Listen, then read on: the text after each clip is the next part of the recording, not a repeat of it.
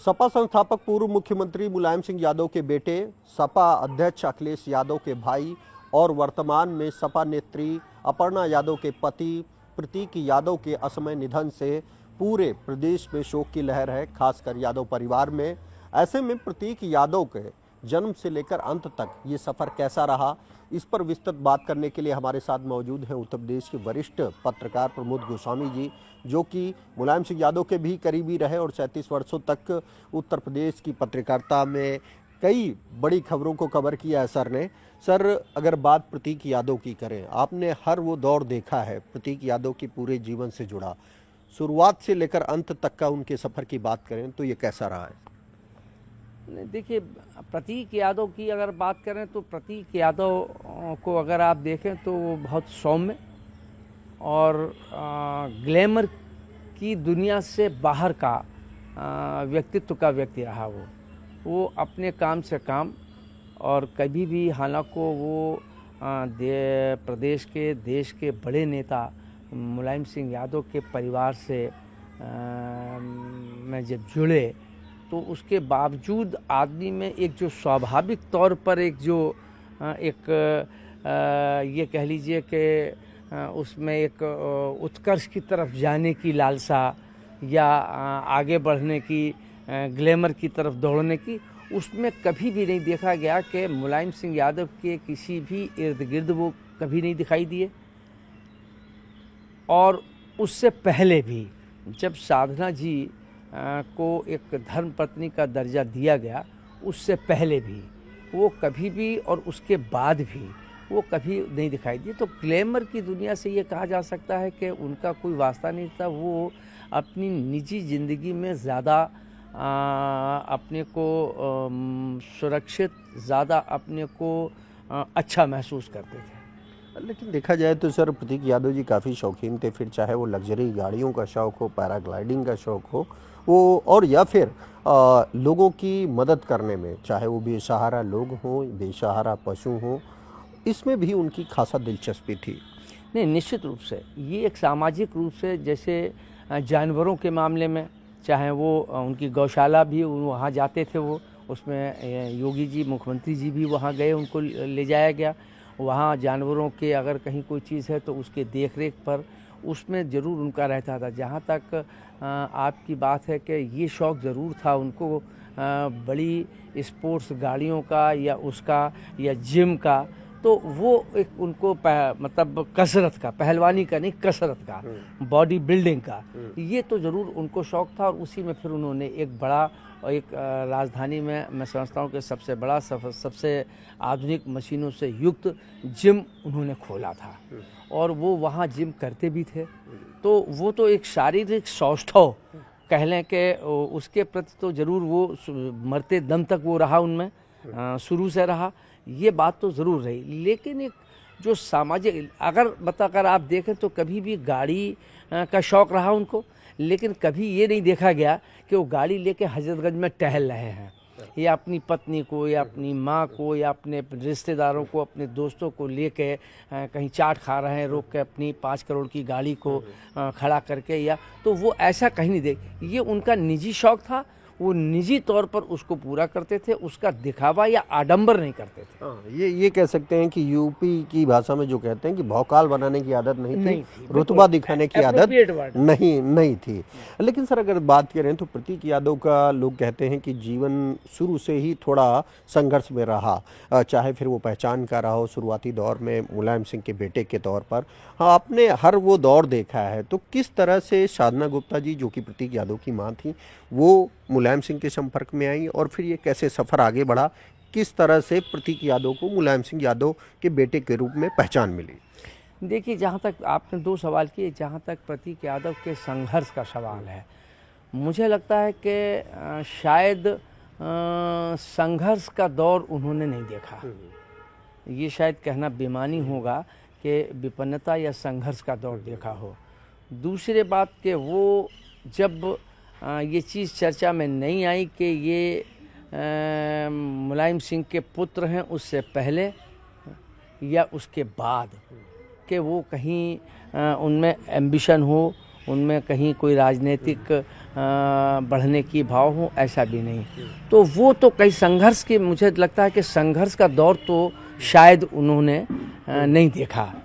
जहाँ तक आपने साधना जी की बात करी, तो देखिए एक बात तो स्वीकार करनी पड़ेगी कि मुलायम सिंह जी ने दूसरी शादी की, लेकिन ये एक भारतीय समाज में कहीं ना कहीं उसको एक अलग अंदाज से ज़रूर देखा जाता है, इससे इनकार आप नहीं कर सकते हैं।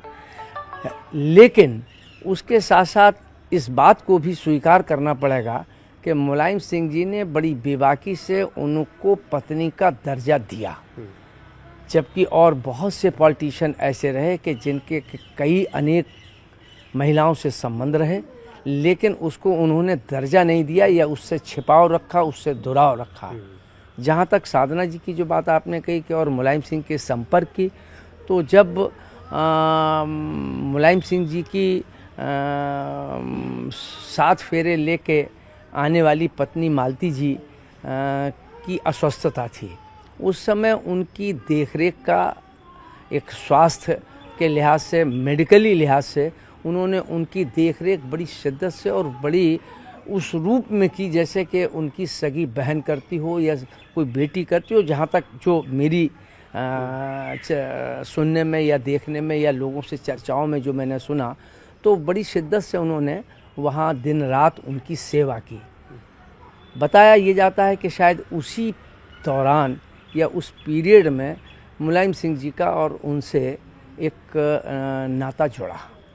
बताया जाता है सर कि उससे पहले भी जब मुलायम सिंह जी की माँ बीमार थी तब भी साधना जी ने बड़ी सेवा की थी, उससे भी वो खासा प्रभावित हुए थे। मैं वही अखिलेश जी की माँ की और मुलायम सिंह जी की पत्नी की उन्होंने सेवा की थी, वो बात मैंने पहले ही कही। तो वहीं से ये एक उनकी सेवा से मतलब ये हो के, क्योंकि ये तो राजनीति में थे, ये तो देख नहीं पाते थे, लेकिन उनकी पत्नी की उन्होंने जिस शिद्दत से, जिस मनोभाव से, ईमानदारी से सेवा की, शायद मुलायम सिंह के मस्तिष्क मन स्थिति पर उसका एक प्रभाव पड़ा होगा।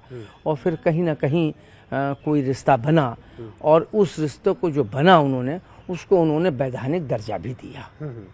बताया जाता है कि उसके बाद जब 2003 में अखिलेश जी की मां का निधन हुआ, फिर उन्होंने औपचारिक शादी भी की। हाँ, जब उनकी पत्नी का निधन हो गया, उससे पहले वैधानिक रूप से और उस रूप से कहीं ना कहीं आलोचना का, चूँकि राजनीति में थे, बड़े नेता थे, तो वो चर्चा का विषय बनता, तो शायद उसको उस समय करना उचित न समझा होगा। जब उनका निधन हो गया तो उसके बाद अमर सिंह जी ने भी उसमें अहम भूमिका निभाई थी, जब इनकी कोर्ट मैरिज हुई है, और उसमें अमर सिंह जी भी उनके साथ रहे थे। फिर खुलकर उन्होंने इस रिश्ते को एक्सेप्ट किया। उससे पहले एनडी तिवारी जी को लेकर काफ़ी किरकिरी हुई। नहीं, खाली आप एनडी तिवारी की क्यों बात कर रहे हैं? ऐसे बहुत से लोग हैं, नाम लेना उचित नहीं समझूंगा, आज भी राजनीति में सक्रिय हैं, आज भी राजनीति से अलग हो के वो बैठे हुए हैं, जिंदा हैं, लेकिन उनके संबंध रहे, लेकिन उन्होंने उसको स्वीकार करने में उनकी हैसियत नहीं जुटा पाए, वो हिम्मत नहीं जुटा पाए। ये मुलायम सिंह था कि उसके बाद उन्होंने ये बात शायद कहा तो ये भी जाता है कि जब ये बात हुई तो अमर सिंह जी ने भी उनको ये सलाह दी कि नहीं, अब आपको कोर्ट मैरिज कर लेनी चाहिए। और उसके बाद फिर वो निश्चित रूप से जब वो मुख्यमंत्री रहे तो फिर उनके आवास पर, विक्रमादित्य मार्ग जो उनका सरकारी आवास था, वहाँ पर वो विधिवत पत्नी के रूप में रहने भी लगी थी। और तब प्रतीक भी वहाँ रहने लगे थे उनके साथ, प्रतीक उनके साथ थे। इस दौरान बताया जाता है कि मुलायम सिंह यादव ने 2007 को सुप्रीम कोर्ट के एक हलफनामे में भी स्पष्ट किया कि साधना गुप्ता हमारी पत्नी है और प्रतीक यादव हमारा बेटा है। हाँ, वो उन्होंने स्वीकार किया। ये बात अलग है कि वो प्रतीक कहा तो यही जाता है कि उनके जैविक पुत्र नहीं हैं, लेकिन उन्होंने पुत्र का, जैसे साधना जी को पत्नी का दर्जा दिया, वैसे ही उनके साथ जो उनका पुत्र था प्रतीक, उसको उन्होंने अपने पुत्र का दर्जा दिया। और ये आपको इसलिए भी है, और जिस समय ये बात हुई, एक चीज़ और स्पष्ट करना चाहूँगा, जिस समय ये बात चली कि साधना जी को ये बात आई, तो परिवार में कहीं थोड़ा थोड़ा नाक मुँह से कोड़ने की बात आई पारिवारिक रूप से, लेकिन मुलायम सिंह जी उन्होंने उसको अस्वीकार किया और जो वैधानिक दर्जा देना था वो दिया। हाँ, उसके बाद परिवार ने भी सर बड़ी खुशी से उन्हें एक्सेप्ट किया और किया गया। हाँ, निश्चित। और जब प्रतीक यादव की शादी हुई तो बड़ी धूमधाम से मनाई गई। सैफई में हुई, सैफई में मनाई गई और पूरे परिवार के लोग, पूरे खानदान के लोग, पूरे उनके इष्ट मित्र, पूरा मतलब जो उनके राजनीतिक और सामाजिक थे वो सारे लोग वहाँ मौजूद थे और उसमें मैं भी गया था वहाँ। मुझे भी आमंत्रित किया गया था, मैं भी गया था वहाँ उस शादी में। अखिलेश जी, डिम्पल जी, सभी लोग खुशी से शामिल हुए। और नहीं, अगर आप देखें तो उस समय डिम्पल जी ने प्रतीक का तिलक भी किया था। तो कहीं ना कहीं एक्सेप्ट तो परिवार ने कर ही लिया था और परिवार में एक्सेप्टेबिलिटी तो हो ही गई थी, इसमें तो कोई दो राय नहीं। उसके बाद अगर सर बात करें, मुलायम सिंह यादव उत्तर प्रदेश ही नहीं बल्कि देश के बड़े नेता थे और उनके बेटे के तौर पर हर किसी की एक चाहत होती है कि वो आगे उनकी पॉलिटिकल जो करियर है, जो थाती है, अपना भविष्य बनाए। लेकिन इस तरह की एम्बिशस प्रतीक यादव में नहीं देखने को मिली। नहीं, जरा रिपीट करिए, क्या कहना चाहते हैं? मैं ये कह रहा हूँ कि सर हर आदमी की, हर बेटे की ये चाहत होती है कि मेरा पिता मुख्यमंत्री है तो उसका भी पॉलिटिकल करियर बढ़े। तो कहीं ना कहीं प्रतीक यादव या उनकी माँ में भी कभी इस तरह की भावना रही? नहीं, देखिए, माँ साधना जी पूरी तरीके से गृहस्थ और पारिवारिक रूप में रही और मुख्यमंत्री के आवास में एक पारिवारिक महिला की तरीके से रही। और प्रतीक भी कहीं ना कहीं पूरी तरीके से कभी भी उन्होंने मुलायम सिंह जी के या उसके बाद जब अखिलेश मुख्यमंत्री बने तो तब भी कभी उन्होंने ये जताने की कोशिश नहीं करी कि हम मुलायम सिंह के बेटे हैं मुख्यमंत्री के, या हम अपने भाई अखिलेश यादव के भाई हैं। तो ये कभी उन्होंने, एक मैंने पहले ही ये बात कही थी कि उनमें कोई एम्बिशन नहीं था, उनमें कोई किसी प्रकार का दिखावा नहीं था। सामाजिक रूप से वो अपनी कोई उनकी ये नहीं था कि वो सामाजिक रूप से उनकी पहचान बने, राजनीतिक रूप से पहचान बने। तो वो ऐसा कोई उनमें गुण नहीं था या ऐसी उनकी सोच नहीं थी। वो खाली अपने चाहे वो उनके गाड़ियों का शौक़ कह लीजिए, चाहे उनके शारीरिक सौष्ठव की बात कह लीजिए कि उसके लिए वो अपने उसमें समय अधिक तक बिताते थे। फिर उसके बाद वो गाड़ियों को फिर उन्होंने बड़ी गाड़ी, महंगी गाड़ियाँ खरीदी। ये तो शौक़, ये उनके शौक़ थे, ये उनके एम्बिशंस ये नहीं थे कि पॉलिटिकल एम्बिशंस हों, सोशल एम्बिशंस हों, ऐसा उनमें कुछ नहीं था। जबकि उल्टे उनकी जो पत्नी थी अपर्णा, उसमें राजनीतिक एम्बिशंस ज़रूरत से ज़्यादा थे। हालांकि अपर्णा जो है वो हमारे मित्र, जो टाइम्स ऑफ इंडिया में जर्नलिस्ट रहे, हमारे साथी रहे, अरविंद बिष्ट उनकी बेटी हैं। और वो स्कूल में जब पढ़ाई के दौरान उन दोनों के बीच में एक रिश्ता बना और वो एक लंबे समय तक कहा जाता है कि 8-10 वर्ष जो है वो रिश्ता चला। उसके बाद वो शादी में कन्वर्ट हो गया। 2011 में सर अपर्णा जी और प्रतीक यादव की शादी हुई। उसके बाद सब कुछ सही चल रहा था। फिर अचानक ऐसा क्या हुआ कि बताया जाता है कि अपर्णा यादव चाहती थी कि सपा में वो भी चुनाव लड़ें और उनको भी लीडरशिप का मौका मिले। हाँ, ये बात सही है कि अपर्णा जी ये चाहती थी कि समाजवादी पार्टी में हम मतलब उस परिवार की बहू हैं, तो जैसे और परिवार के लोगों को कोई संसद सदस्य बना है, कोई विधायक बना है, कोई ब्लॉक प्रमुख बना है या पंचायत अध्यक्ष बना है, तो हमें भी, जो मैंने पहले कहा कि अपर्णा में राजनीतिक एम्बिशंस बहुत थी और बहुत हैं उसके लिए, तो वो बनी। लेकिन वो उनको वहाँ एक या तो उनमें धैर्य नहीं था, मैं कह सकता हूँ, ऐसा नहीं है कि उनको स्थान नहीं मिलता, लेकिन शायद उन्होंने धैर्य नहीं रखा और वो धैर्य न रखने की वजह से वो फिर समाजवादी पार्टी से अलग हो गई। और जो उनके राजनीतिक वैचारिक विरोधी थे, राजनीतिक विरोधी थे भारतीय जनता पार्टी, उसमें वो शामिल हो गई। शायद वहाँ से अखिलेश के और उनके बीच प्रतीक से नहीं बल्कि साधना के इस व्यवहार को लेके कहीं ना कहीं अखिलेश के मन को कष्ट पहुंचा या कहीं ना कहीं एक दूरियां बढ़ी। लेकिन सर कहा जाता है कि अपर्णा के साथ कुछ लोग कहते हैं कि प्रतीक यादव ये खुद चाहते थे कि अपर्णा को पॉलिटिकल एक्टिविटीज़ में एक्टिव किया जाए। उन्होंने ही कहा कि आप टिकट मांगिए, आप बीजेपी ज्वाइन करिए। नहीं, ये बात बिल्कुल गलत है। इस बात से मैं बिल्कुल सहमत नहीं हूँ। ऐसे कोई भी चीज़ बाहर नहीं आई कि प्रतीक ने कहा हो कि वो जाओ और आप समाजवादी पार्टी में वहाँ से टिकट के लिए अपना जोर आजमाइश करो, या इन्होंने कहा हो कि हमारी पत्नी को टिकट दिया जाए। ऐसा मुझे नहीं लगता। ये ज़रूर है कि अपर्णा ने ज़रूर इस बात के लिए उन पर दबाव डाला कि ये दबाव बनाया जाए कि हमें टिकट मिले, हम एमएलसी हो जाएं, हम एमएलए हो जाएं, टिकट एक राजनीति में हम ऊपर आ जाएं। ये एम्बिशंस तो उनमें थे, लेकिन प्रतीक में एम्बिशंस ही नहीं थे। तो इस बात को वो जानते थे और वो इस मामले में बहुत गंभीर रहे, बहुत टू दी पॉइंट बात करने वाले लोगों में रहे। वो ज़्यादा उच्छृंखल प्रवृत्ति के नहीं रहे। इसलिए ये बात तो मुझे नहीं समझ में आता है। बाकी कोई चीज़ अंदर हो तो मैं नहीं कह सकता, लेकिन जहाँ तक सार्वजनिक जीवन में या वैसे कहीं या चर्चाओं में कभी ये नहीं आया कि प्रतीक ने दबाव डाला या प्रतीक ने कोई सोर्स लगाया कि भारतीय जनता पार्टी में ही चली जाएं, क्योंकि उनका कोई राजनीतिक कहीं कोई संपर्क भी नहीं था। तो इसलिए इस बात से मैं वैसे भी सहमत नहीं हूँ कि वो उनके लिए, और अगर ऐसा हो, मैं मान भी लूँ कि प्रतीक चाहते थे, तो अगर प्रतीक चाहते तो फिर साधना जी तो उनकी माँ थी, इनकी सास थी, फिर साधना जी मुलायम सिंह से कह के टिकट दिलवा सकती थी। बिल्कुल। तो फिर प्रतीक को कहने की क्या जरूरत थी?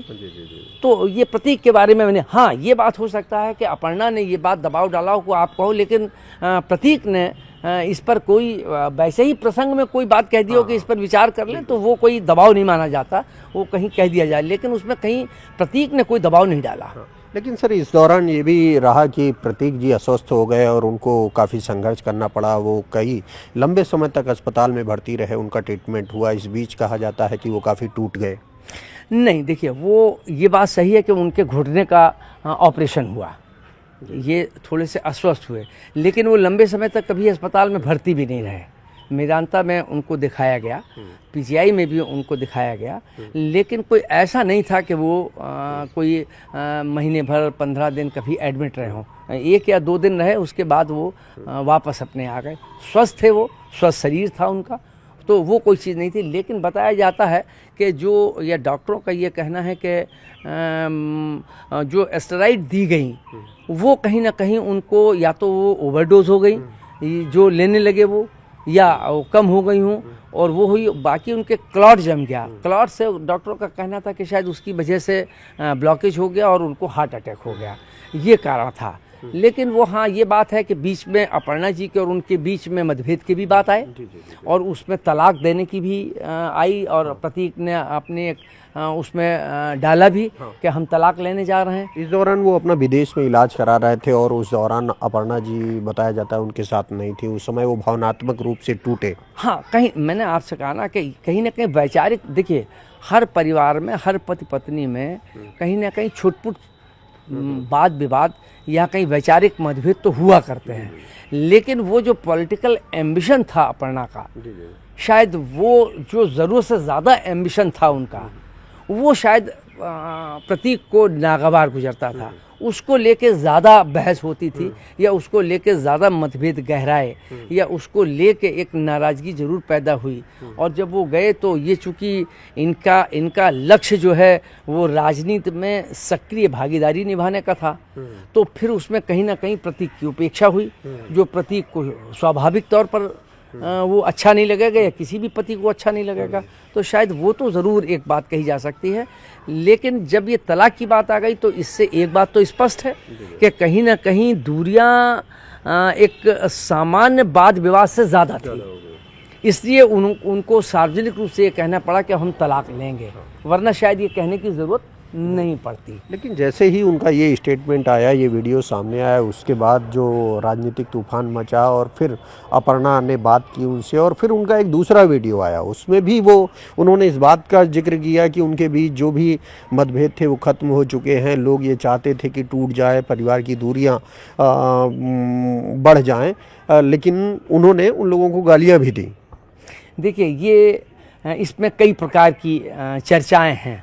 हम लोग चूँकि उसके प्रत्यक्षदर्शी तो है नहीं, तो जो हम लोगों ने सुना और जो समझा वो ये है कि ये जब इन्होंने भारतीय जनता पार्टी में शामिल हो गई, भारतीय जनता समाजवादी पार्टी की खुलकर आलोचना करने लगी, वहाँ तक तो ठीक है, राजनीति में होता है, वैचारिक अपने अपने एजेंडे होते हैं, पूरे किए जाते हैं, उसके लिए आलोचना भी की जाती है।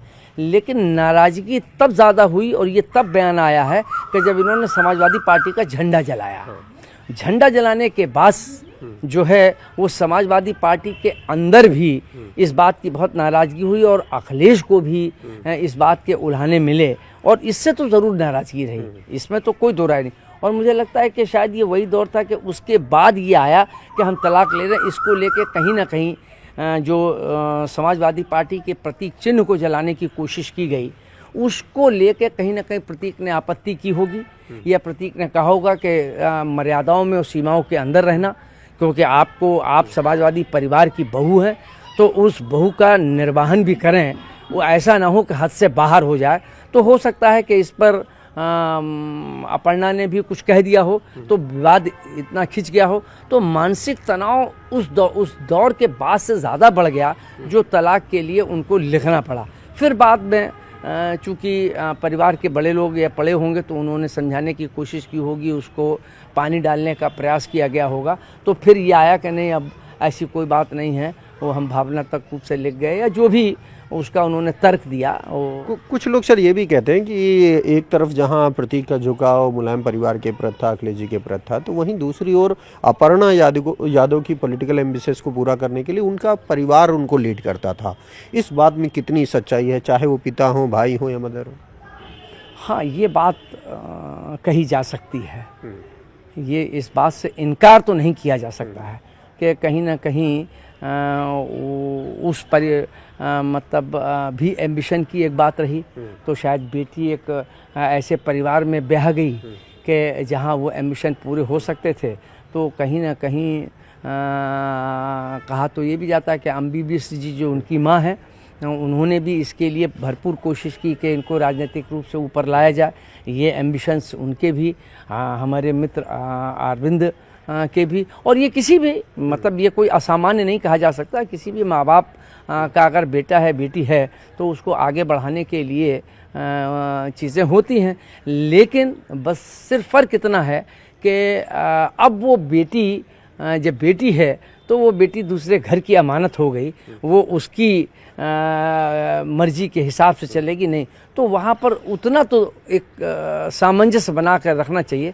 मुझे लगता है कि कहीं ना कहीं वो मनोबल बढ़ा, और अगर उसमें कहीं उस मनोबल को अम्बी बिष्ट जी और अरविंद जी उस जो एम्बिशन ज़रूरत से ज़्यादा हो रहा था, अगर उस पर वो कहीं ना कहीं समझाने की और अंकुश लगाने की कोशिश करती, तो शायद ये आज जो तनाव था वो तनाव पैदा पति पत्नी के बीच में नहीं होता। इस दौरान ये भी कहा जाता है कि सर प्रतीक यादव क्योंकि तमाम तरह के रियल इस्टेट के भी कारोबार में थे, जिम तो चलाते ही थे, समाज सेवा भी करते थे, इस दौरान उनको बड़ा घाटा हुआ। अखिलेश जी से भी उन्होंने 2 माह पहले मुलाकात की, इस बात का जिक्र किया। नहीं, देखिए, ये जब अखिलेश की सरकार थी और उससे पहले थी, और विशेष रूप से अखिलेश जी की सरकार में कई कंपनियां रियल इस्टेट के से दर्ज की गई थी। शायद बताते हैं 15, 16, 18 कंपनियां दर्ज की गई थी, जिसमें अपर्णा का भाई वो उनका पार्टनर के रूप में या डायरेक्टर के रूप में वो उसमें रहे, लेकिन नियंत्रण इनके पास ही ये भी रहते थे। लेकिन चूंकि पत्नी का भाई था तो दखल तो उसका भी उतना ही रहता था, और वो डायरेक्टर भी थे कई कंपनियों के, तो उसमें रहे हैं। उसमें जब ये सरकार हटी तो स्वाभाविक है कि मतलब जो एक सरकार में रहने पे जो कार्यकर्ता, और वो तो उस परिवार के बेटे थे, तो कार्यकर्ता को एक ताकत मिलती है, वो सरकार हटने के बाद वो ताकत घटती है। तो वो कहीं ना कहीं वो जो फेवर मिलते होंगे या कहीं ना कहीं जो वो एडवांटेज था वो एडवांटेज बंद हो गया, तो उसके बाद कंपनियां घाटे में आ गईं। वो भी एक उनके मन में था, और वो भी इनके साले की वजह से उसमें टकराव हुए।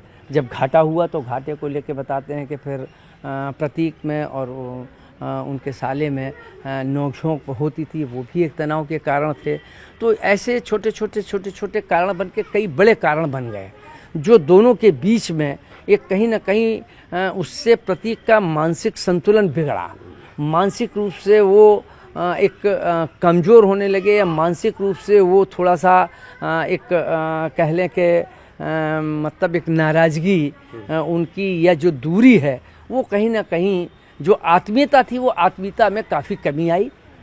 तो वो भी एक कारण मानसिक तनाव का बताया जाता है कि वो मानसिक तनाव में थे मरने से पहले, और ये स्वाभाविक था। ये जो घटनाक्रम है वो इस बात को पुष्टि करते हैं कि कहीं ना कहीं वो मानसिक तनाव में तो रहे होंगे। मृत्यु मानसिक तनाव से नहीं हुई ये बात अपनी जगह दूगर है, लेकिन एक कारण मानसिक तनाव तो था ही था। इस दौरान मानसिक तनाव था, विवाद इतना बढ़ गया कि एफआईआर भी करानी पड़ी। प्रतीक यादव ने भी एफआईआर करी, दोनों तरफ से एफआईआर हुई। उसको लेकर भी प्रतीक यादव काफ़ी चिंतित थे। उन्होंने अखिलेश यादव से भी मुलाकात की। अखिलेश जी ने भी उनको समझाया कि आप अपने स्वास्थ्य पर ध्यान दीजिए, अपना बिजनेस बढ़ाने पर ध्यान दीजिए। नहीं, निश्चित रूप से देखिए, अखिलेश यादव से चूँकि वहाँ जब अखिलेश यादव राजनीति में नहीं थे, जब राजनीति में तो बहुत बाद में आए हैं, तो प्रतीक तो थे, तो इनके और उनके बीच में ये हम उम्र भी कहें थोड़ा बहुत फ़र्क, 25-30 वर्ष का तो फ़र्क है नहीं, 10-5 वर्ष का जो फ़र्क है वो उस फ़र्क में तो कहीं ना कहीं वो साथ थे, तो कहीं बातचीत, उठना, खेलना, बैठना, जो भी कुछ हाथ से प्रयास रहे तो वो था। तो और दूसरे प्रतीक जो है वो स्वभाव से एरोगेंट नहीं था, एरोगेंसी नहीं थी, विनम्र स्वभाव का था। हर एक से मतलब जो है विनम्रतापूर्वक, आदरपूर्वक बात करने का स्वभाव था। तो इसलिए स्वाभाविक है कि कोई भी हो तो और फिर वो तो मतलब उनका एक भाई के दर्जा प्राप्त कर लिया, तो उसके साथ वो लगाव तो अखिलेश का प्रतीक के प्रति तो लगाव शुरू से रहा। हालांकि ये भी कहा जाता है कि जब ये राजनीति में नहीं थे, जब ये रियल एस्टेट में नहीं थे, जब इनकी कोई पहचान मतलब शादी भी नहीं हुई थी, तब जो बच्चों में एक हम उम्र में जो एक लड़ाई झगड़ा या जो एक वाद विवाद होता रहता है तो वो होता रहता था। ऐसा कहा जाता है कि दोनों के बीच में वाद विवाद तो होता रहता था, लेकिन ऐसा वाद विवाद नहीं होता था कि जो दूरियां या मानसिक तकलीफ देने वाला कारण हो। वो एक जो युवावस्था के, बचपन के जो भी कह लें, तो उसमें वो तनाव तो दोनों के बीच में थोड़ा बहुत, लेकिन उसके बावजूद दोनों का एक दूसरे के प्रति अटैचमेंट था। अभी अंत में अगर बात अंत की करें तो बताया जाता है कि वो बीमार थे, मेदांता में एडमिट थे प्रतीक यादव, और उस वक्त अपर्णा यादव शहर से बाहर थी, वो आसाम में थी और अदर राज्यों के किसी कार्यक्रम में बिजी थी। इसको लेकर क्या? नहीं देखिए, वो तो जब एक राजनीति में है तो फिर अब मुलायम सिंह जी की पत्नी की जब अस्वस्थता रही तो अब वो राजनीति तो नहीं छोड़ी जा सकती थी। नहीं, इस दौरान सर ये भी कहा जाता है कि जब वो मेदांता में एडमिट थे और उन्होंने ट्रीटमेंट को बीच में छोड़कर वो घर आ गए, उस वक्त उनको समझाने वाला या मनाने वाला नहीं था, वरना शायद इस अनहोनी को टाला जा सकता। हाँ देखिए, वो तो एक विधि का विधान है, उसको तो नहीं टाला जा सकता। वो तो वैसे ही फिर बानक बनते हैं, वैसी ही परिस्थितियाँ बनती हैं। लेकिन ये बात सही है कि जब पति की अस्वस्थता है तो फिर अब दो चीज़ें चुननी पड़ेगी, पति की देखरेख करें या हम अपने राजनीतिक एम्बिशंस को पूरा करें। शायद अपर्णा ने राजनीतिक एम्बिशंस को पूरा करना ज़्यादा महत्वपूर्ण समझा, बजाय इसके कि वो प्रतीक की स्वास्थ्य का ध्यान रखें, उनकी देखरेख करें। और परिवार में और कोई था भी नहीं, या तो प्रतीक थे या अपर्णा थी या शिवपाल जी सामने थे। कहीं कोई ज़रूरत पड़े तो बात अलग है, लेकिन वैसे तो पत्नी ही वहाँ खाली थी, माँ थी नहीं, पिता थे नहीं, तो फिर वहाँ और कौन था? तो ये वो अकेले थे। तो ये अकेलापन भी उनको कचोटता होगा, और स्वाभाविक है कि ये भी होता होगा कि हम अस्वस्थ हैं और इनको अपना राजनीतिक एम्बिशंस, शपथ ग्रहण में जाना ज़रूरी है, बॉम्बे जाना ज़रूरी है, आसाम जाना ज़रूरी है, बंगाल में जाना ज़रूरी है। तो ये कहीं ना कहीं एक मानसिक तकलीफ़ तो दे ही रहा होगा ये बात। और इस बात पर शायद अपर्णा ने उतना गंभीरता से नहीं लिया, या शायद वो भी नहीं समझती होंगी कि ये शारीरिक रूप से पूरी तरीके से स्वस्थ है तो कोई ऐसी अनहोनी हो जाएगी। लेकिन अब विधि के विधान के आगे तो सब बेबस हैं। आज आज प्रतीक यादव का अंतिम संस्कार हुआ। इस दौरान काफ़ी मार्मिक तस्वीरें सामने आई कई। उसमें एक ये भी रही कि अखिलेश यादव जी उनकी बेटी को चॉकलेट खिलाते हुए नज़र आ रहे थे, ढांढस बताते हुए नज़र आ रहे। वो बहुत मार्मिक था, कम से वो मैंने भी देखा, लेकिन बहुत मार्मिक था कि जिस ढंग से वो बेटी छोटी थी उसको इस बात का पता नहीं कि पिता नहीं है, और जब वो जाने लगे तो वो पूछने लगी कि ये पिताजी को, पापा को कहाँ ले जा रहे हैं, तो वो अबोधपन था, तो वो चॉकलेट खा रही है, वो खुल नहीं रही थी, तो वो अखिलेश उसको खोल के दे रहे हैं। तो ये इस बात का प्रतीक है कि अखिलेश का प्रतीक के प्रति कितना लगाव, उनके बच्चों के प्रति भी लगाव, वो एक सामने दिखाई दे रहा है, इसमें तो कोई दो राय नहीं है।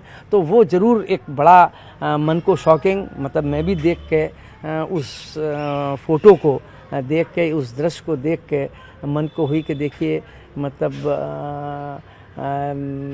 एक प्रतीक की बेटी अबोध है और उसको अभी ज्ञान नहीं है, और उसको कैसे कंसोल कर रहे हैं, यही पारिवारिक पृष्ठभूमि है जो अखिलेश के परिवार ने दी उनको, वो या अब मुलायम सिंह जी जो उनका संयुक्त परिवार की जो पृष्ठभूमि है, वो जो अखिलेश जी को संस्कार दे के गए, मुझे लगता है कि वो मुलायम सिंह जी के संस्कार अखिलेश जी में साफ दिखाई दे रहे थे कि जो भी कुछ है, लेकिन आखिर अब ये हमारे परिवार का अंग है, ये हमारे परिवार की बेटी है या हमारी भतीजी है, तो इसको कैसे कंसोल किया जाए।